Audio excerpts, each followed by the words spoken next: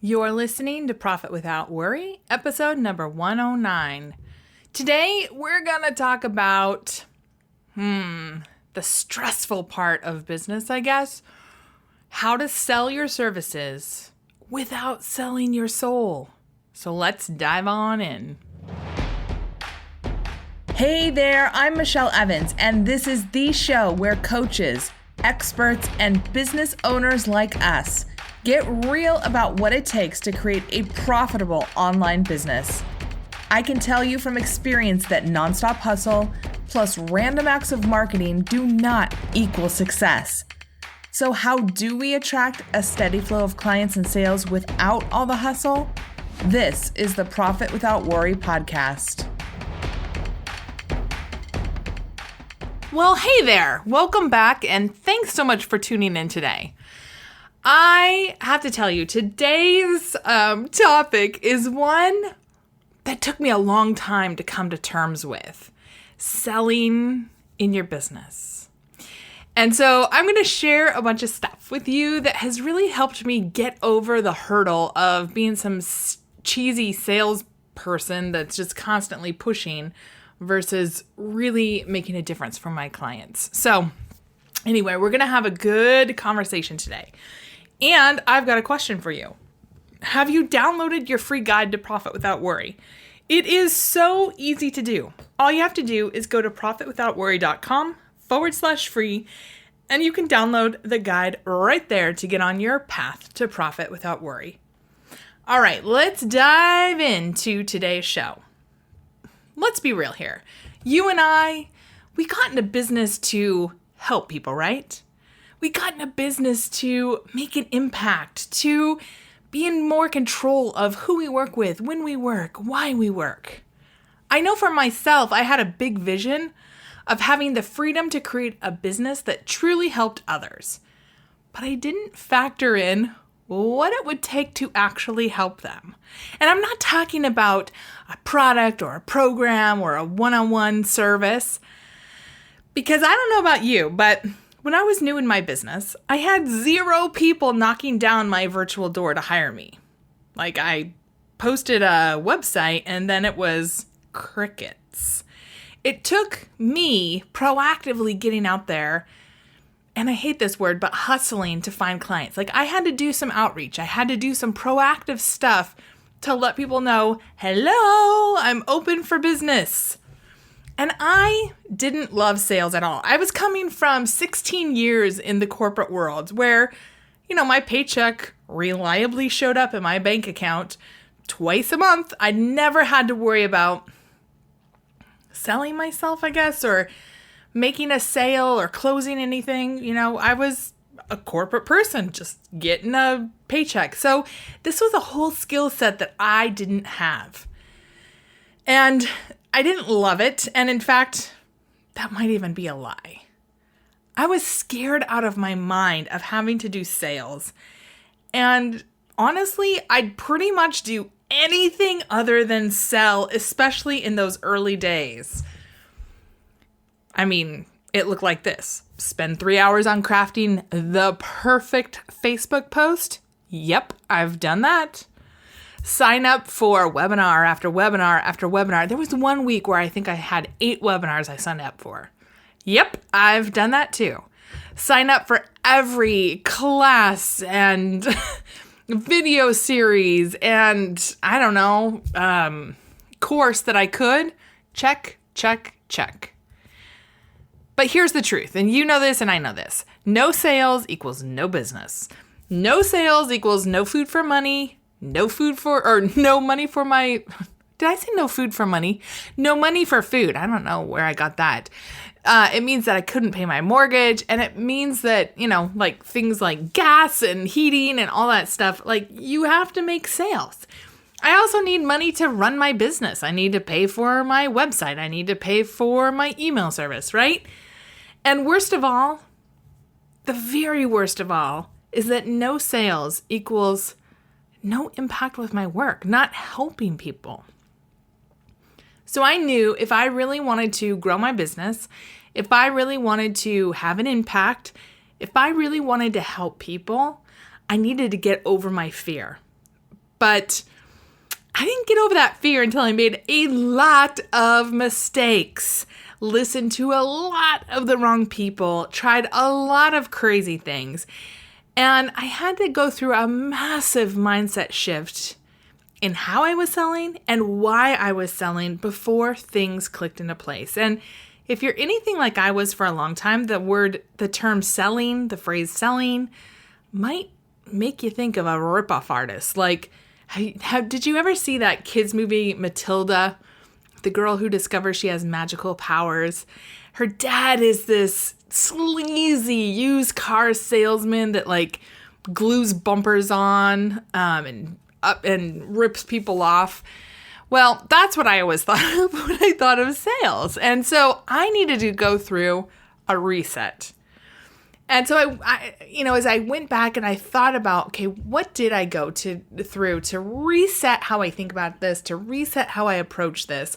Because honestly, when I was feeling like I was going to be a sleazy cheeseball pushing stuff, it's because I was making sales about me, not about the person I was going to help.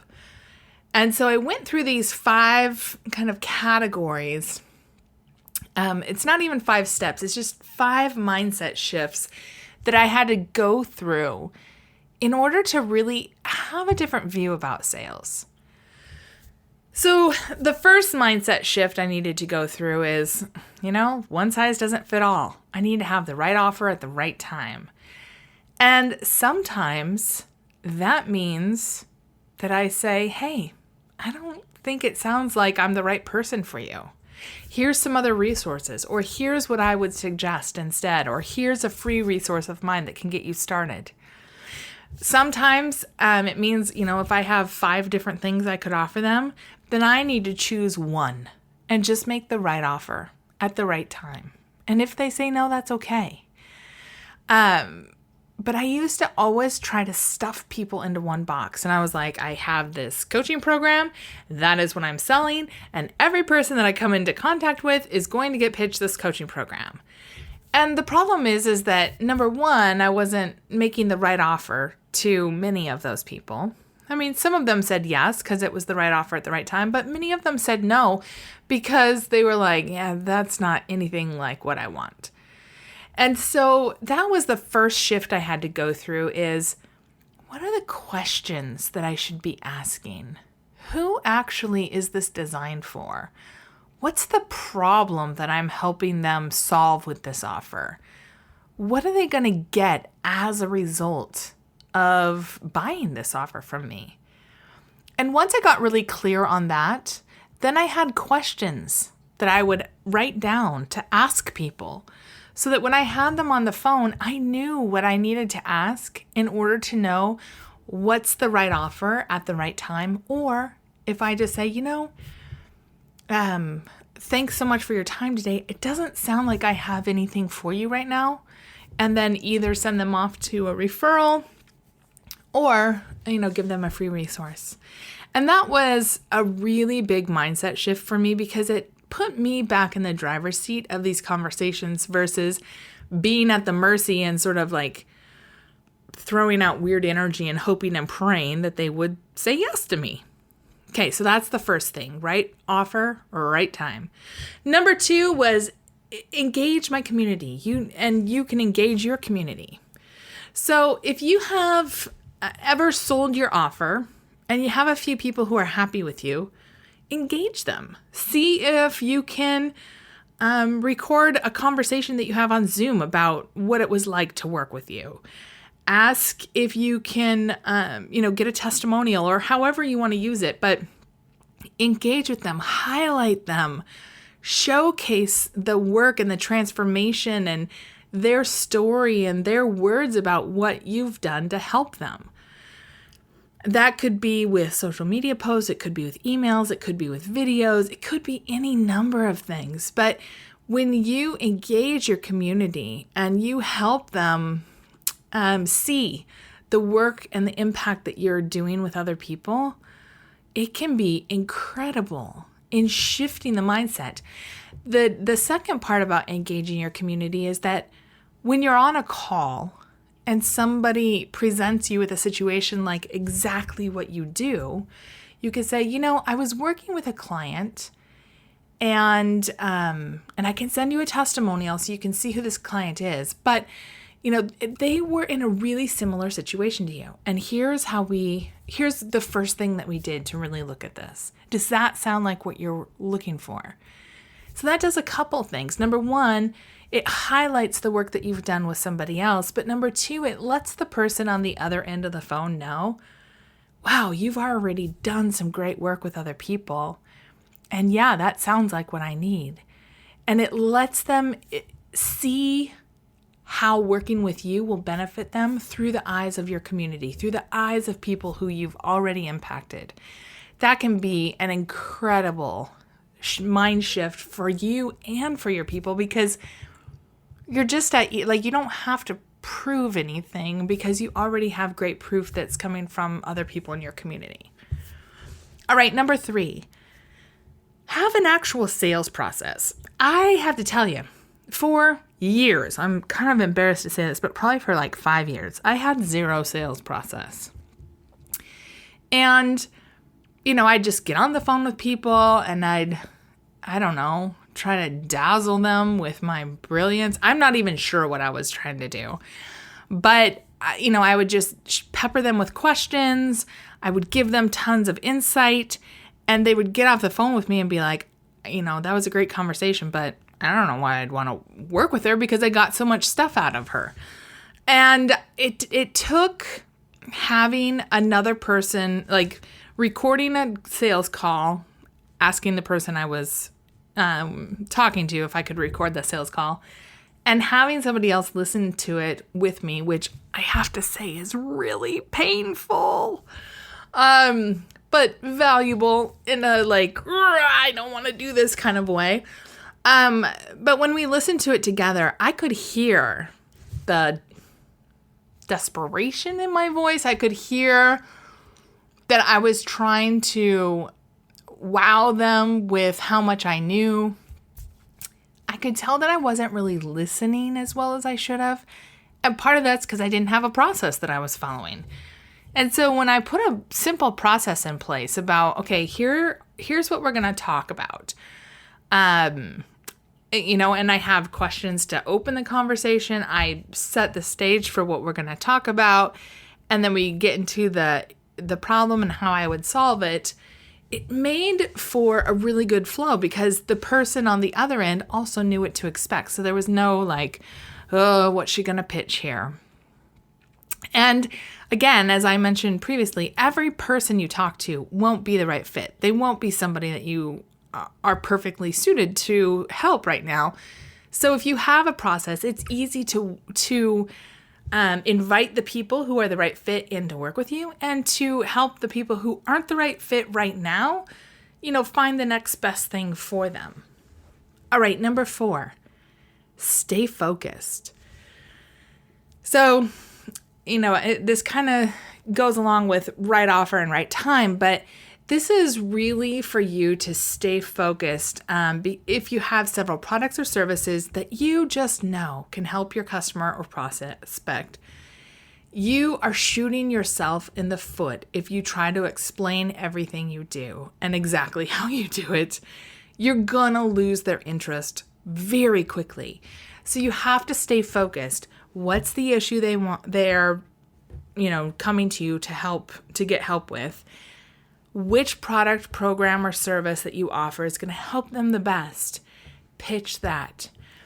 If you have a really good rapport with the person on the other end of the line and are authentically discussing their needs, you will find common ground and a good fit for whatever your offer is.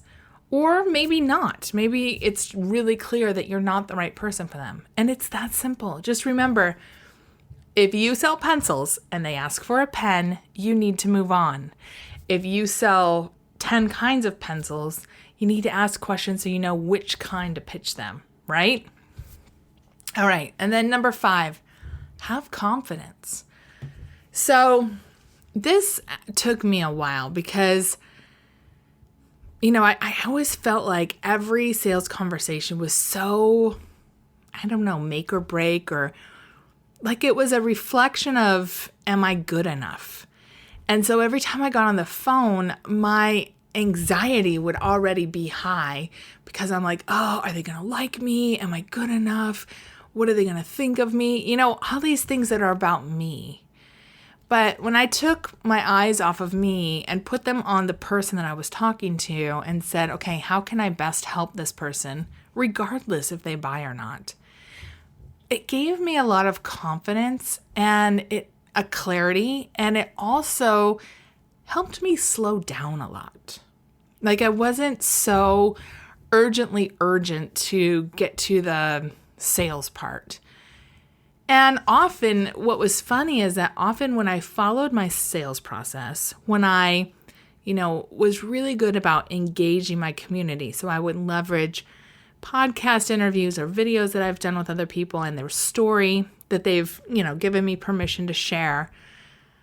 Boy, did it make it a lot easier to have confidence because it wasn't about me. It was about what is your issue and can I help you? And have I done it with anybody else? And that's really as simple as it was for me, is just making these shifts of, it's not if somebody says no to me, it's not about me. It's probably not the right time or the right offer, or I wasn't the right person. If I come to these sales calls ready to serve, regardless if people buy, it's amazing what happens. I've had people come back after maybe saying no to me or deciding to hire somebody else, coming back 3 months, 6 months, 12 months later and saying, you know what? I really enjoyed our conversation. I really felt like you were trying to understand me and understand what I was doing. Last time it just wasn't the right time, but now I'm ready to work with you. I've had that happen more times than I can even count. And it really is all about, I'm here to serve you first. And if I'm not the right fit, that's okay. And if you decide I'm not the right fit, that's okay.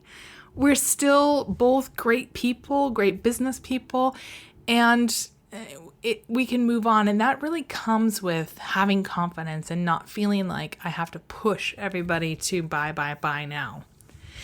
So just to recap this really quickly, the 5 kind of mindset shifts or resets I needed to do to really feel like I was selling without selling my soul and really growing my business in a way that felt good is number 1, right time, right offer, right time. Number 2, engaging my community. Number 3, having a sales process. Number 4, staying really focused on what is the one offer I'm going to talk to this person about. And number 5, having confidence and knowing that if they say no, that's not a reflection on me. It's just not the right fit right now, and that's okay. So, I'd love to know how you feel about this. Have you gone through any of these mindset shifts yourself? How do you engage your community? Do you feel confident when you get on sales calls, or are you like I was a few years back where you're feeling like, this is a judgment on, am I good enough? Am I smart enough? Am I okay? Because I felt like that forever. I can't, like my palms would sweat, my heart would race. Do you find it hard to stay focused on just one offer? Do you feel like you have to, describe everything? I'd love to hear just how this goes for you because I know I'm not alone. Lots and lots of people have these issues. So reach out to me. You can hit me up on social media or email me, michelle@michellelevans.com. And I'll link in today's show notes, I'll put all 5 of these, but I'll also link to my social media channel. So if you want to reach out to me, that's fine. And as you were listening to this, did you think of someone who maybe hates sales, who feels like it's, selling your soul or pushy or sleazy or cheesy? So if you could think of someone who could use these insights about creating profit without worry in their business, would you do both of us a big favor and share this episode with them? It's super easy to do from whatever podcasting app you're listening on, or just share the URL for today's show, which is profitwithoutworry.com/episode-109. And your friend can listen right there on any device. It has all of the links to Stitcher and Google Play, and I'm trying to think of all the ones that are on there. There's a lot of them, and the RSS feed too. And don't forget about downloading your freebie, 5 Steps to Profit Without Worry. You can get that at today's show notes, or just go to profitwithoutworry.com/free so that you can see what it takes to create a movement with your marketing. All right, have an amazing week, and I'll see you back here next week. Same time, same place, on another great episode of Profit Without Worry. See you then.